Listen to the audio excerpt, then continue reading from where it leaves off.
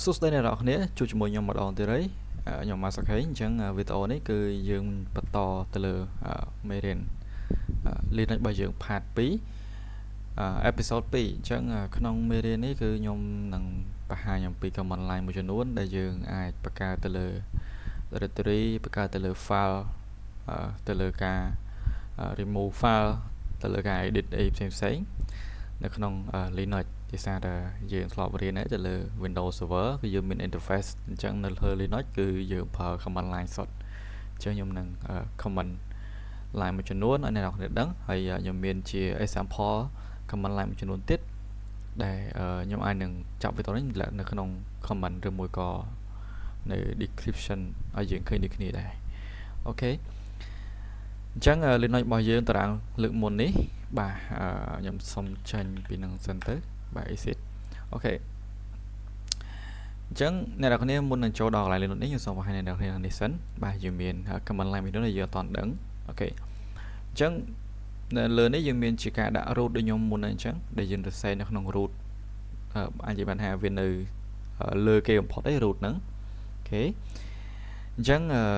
user គេប្រាប់ថា user ធម្មតាគឺអត់អាច add ឬមួយក៏ remove software អីផ្សេងៗនៅក្នុង system ហ្នឹងបានទេឬក៏ configure ហ្នឹងគឺអត់បានទេប៉ុន្តែ super user គឺអាចធ្វើបានអូខេ super user ហ្នឹងគឺអ្នកនរគ្នាគ្រាន់តែសរសេរថា su បាទឬមួយក៏ sudo ហ្នឹង su ហើយយើង switch ទៅ user របស់យើងទៅប្រភេទអីគេដែរប្រភេទ root ឬមួយក៏ប្រភេទអីចឹងទៅអញ្ចឹងថតថាអ្នកនរគ្នា login user ធម្មតាគឺវាអត់អាច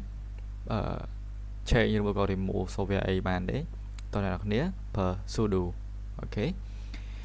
អូខេអញ្ចឹងខាងក្រោមនេះគឺយើងមាន cd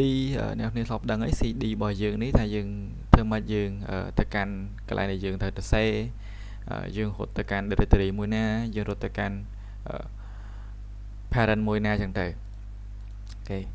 ដូចជា file ឬមួយក៏ path របស់យើងដែលយើងត្រូវទៅចឹងណាអូខេមួយទៀតគឺទៅលើ HMI នេះដែលវានឹងបញ្ជាក់ថាយើងនៅកំពុងតែកាន់ទៅលើ user មួយណាអូខេខាងក្រោយគឺជា ls អាចអ្នកនរគ្នាមួយចំនួនអាចស្គាល់ហើយអាហ្នឹងគឺ list បាទសម្រាប់ list ហើយបើយើងចង់ឲ្យវា list ទាំងអស់យើងដាក់ ls.a មួយនេះទាំងទៅវាហៅ list ទាំងអស់តែម្ដងទាំង directory ទាំង file លេខគ្នាអូខេហើយខាងក្រៅនេះមួយទៀតទៅលើ make dir បាទខ្ញុំធ្លាប់អានតែ make dir ទេអញ្ចឹងអ្នកនរគ្នាអាចអានគេអាននិយាយថា mkdir អញ្ចឹងទៅគេខ្ញុំថា make dir អញ្ចឹងទៅអាហ្នឹងគឺយើងអាច make directory បាន command line មួយហ្នឹងហើយយើងដាក់ឈ្មោះ directory របស់យើងអញ្ចឹងទៅហើយបើសិនជាយើងចង់បង្កើត file យើងប្រើ touch អូខេប្រើ touch ហើយបើសិនជាយើងចង់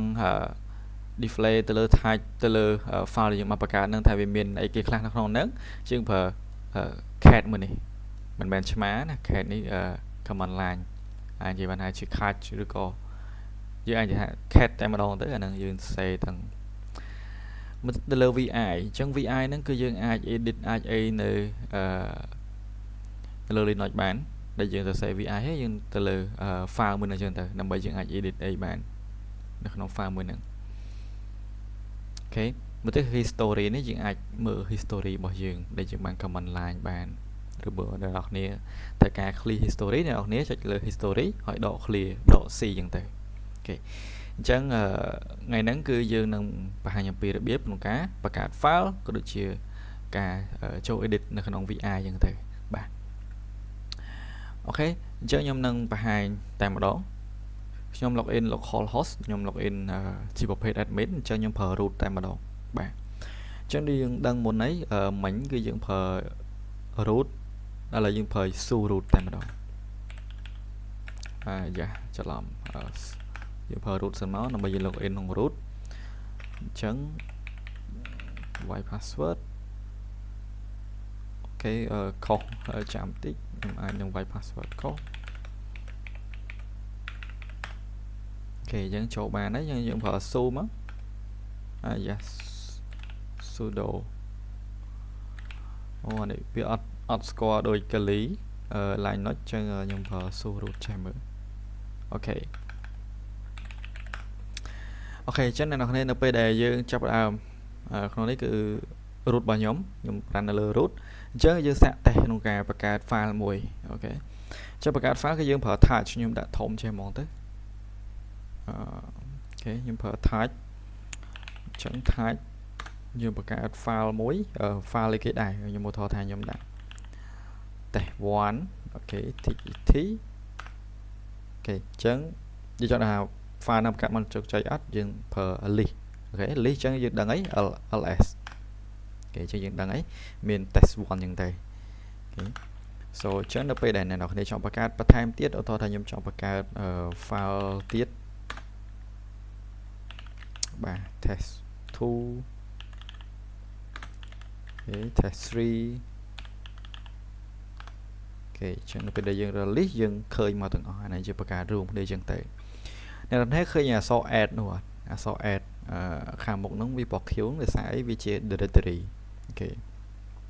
ចឹងនៅពេលអ្នកនរគ្នាបង្កើត directory យើងប្រើ command នេះគេមុនហ្នឹងគឺខ្ញុំប្រាប់ឲ្យ command media អូខេ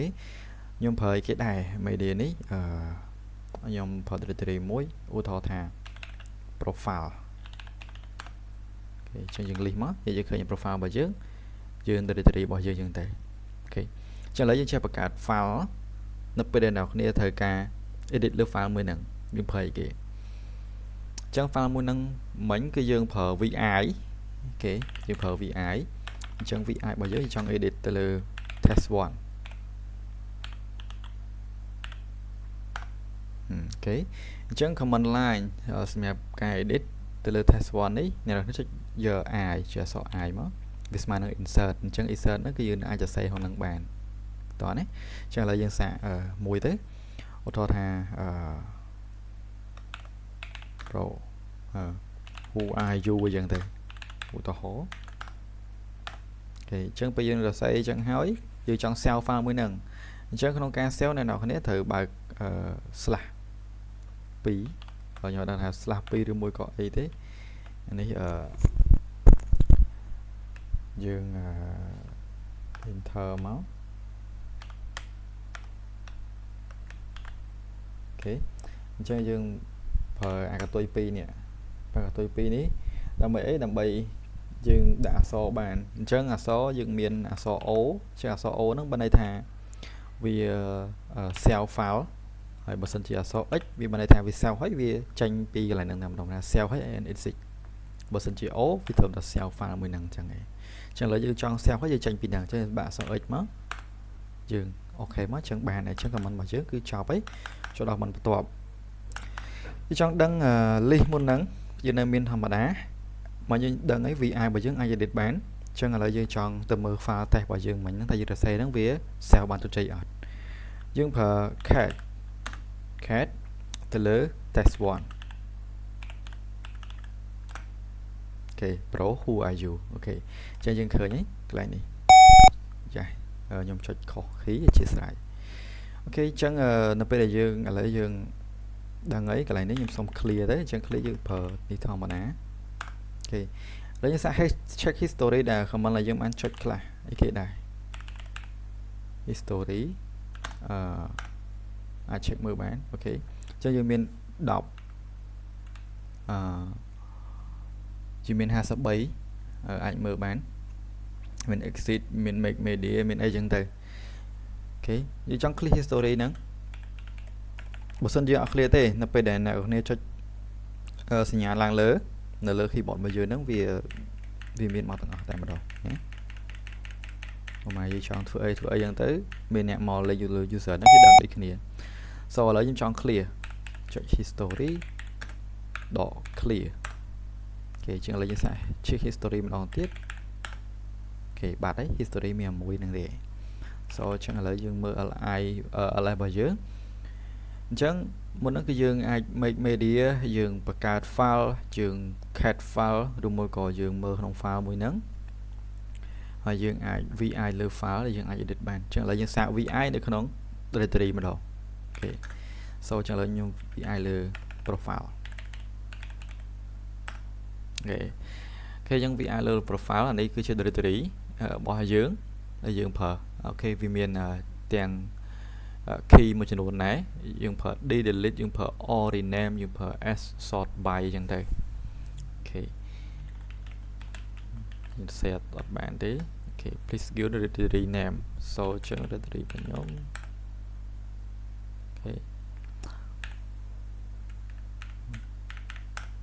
Okay. The test one. So anh ấy dừng ai check nó năng bàn đi kia.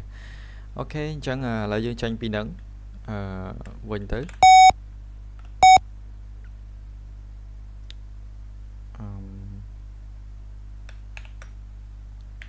QA enter. Ok, dương tranh pi nắng. So là dương clear mối. Ok, mình dương với ai lên directory hỏi là dương chấp đam remove file. Ok, chẳng không ca remove file này đọc nè per o okay, ấm về remove file cho nhóm remove là test one của tỏ nè giờ remove là test one. Ok trong visual ha remove main out và có là remove năng cho từ visual sân để sao vì mình thật remove giờ ngày rồi đấy thì là dừng list mới bạt này test one này bàn tay dùng trong mũi tiệt cứ remove về tới cũng vậy visual hay là dùng phở bạch như phở ấm đi kia bàn tay những độ F bên đây thả fork remove đời bằng com như thế. Ok cho nhóm remove từ lỡ test 2. Ok chẳng cứ bà này vì là xua thì tại bà đấy nhưng ai mơ bàn bà đấy test từ sau test 3 đấy chẳng nơi p đài dương remove được nóng directory mà đồ. Ok mà nói chơi remove từ lỡ file remove đòi viên mạch xua đấy là dương remove nó directory dương phở ôm đi kia directory bây giờ đã chết vì tại you cannot remove directory but I wasn't in nào này remove directory này là đã đỏ o một tiệt đỏ o nó mới mang remove directory này cái những visual nó thế này để check vài mất smart này bị yes trong việc bạn đấy directory bỏ nhóm bỏ q add mùi nắng but I remove I be fork tiệt. Ok chắc những phở đi cái máu đỏ o hỏi f máu hỏi từ lứa profile. Ok chắc việc số đi cái này. Ok chẳng cứ bài nắng cứ chia comment lại để nhóm bà hán cái chẳng miền bản nắng hơi từ lừa test ní đi chỉ nhóm ban đặt xe y tế number 3 ní.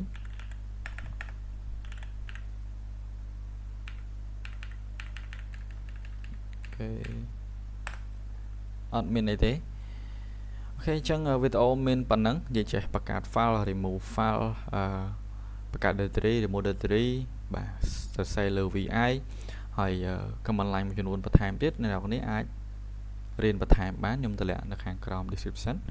ជាងអាចរៀនបន្តបានអូខេចឹងវីដេអូបន្ទាប់ខ្ញុំនឹងមានមេរៀនថ្មីសម្រាប់ Linux យើងដូចគ្នាអូខេចឹងឥឡូវនេះវីដេអូមានប៉ុណ្ណឹងសិក្សាបន្ថែមទៅលើ Linux ទៅសុខសប្បាយទាំងអស់គ្នាបាយបាយ